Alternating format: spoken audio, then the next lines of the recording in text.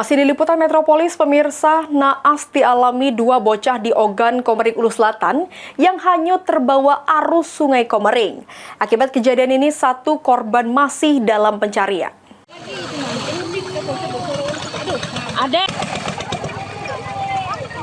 Nasib naas dialami oleh dua anak perempuan yang masih duduk di bangku sekolah dasar ini. Keduanya dilaporkan hanyut terbawa arus saat mandi di Sungai Saka Selabung atau Sungai Komering, Kabupaten Ogan, Komering Ulu Selatan. Awalnya, kedua bocah tersebut mandi di pangkalan pemandian yang berada di Kampung Masjid, Kelurahan Pasar Muara II. Keduanya kemudian tidak terlihat setelah beberapa lama berada di dalam air. Hal tersebut pertama kali diketahui oleh warga sekitar yang juga sedang mandi di tempat yang sama. Warga kemudian mencari keberadaan kedua korban bersama tim BPBD Ogan, Komering Ulu Selatan. Tak lama kemudian, salah satu korban berhasil ditemukan sekitar 50 meter dari lokasi kejadian.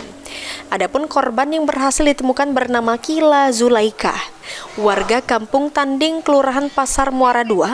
Saat ditemukan, kondisi korban dalam keadaan lemas dan tak sadarkan diri, hingga akhirnya dinyatakan meninggal dunia. Sedangkan satu korban lainnya yang bernama Keila Septiani belum ditemukan hingga hari kedua ini. Sekitar pukul 11.00 waktu Indonesia Barat, yang mana salah satu warga melapor ke kantor kami BPBD, dan kemudian tepat pada pukul 12.00 kami tim mendapat laporan dua orang hanyut yang mandi di Kampung Masjid, yang mana anak tersebut yang pertama bernama Keila Septiani binti Kosim, alamat Kampung Tanding, yang saat ini belum diketemukan. Nah, sementara untuk Kila Zulaikah sudah diketemukan dan kemarin sudah dimakamkan. Saat ini kami berada di pulau kejadian, tepatnya di Kelurahan Kisau bersama Pak Kapolsek Muara II. Ada Pak Lurah, kemudian ada dari Tagana, dan di belakang kami ada tim Basarnas Oku Timur masih berupaya untuk mencari anak tersebut. Mudah-mudahan dan mohon bantuannya kepada masyarakat Oku Selatan.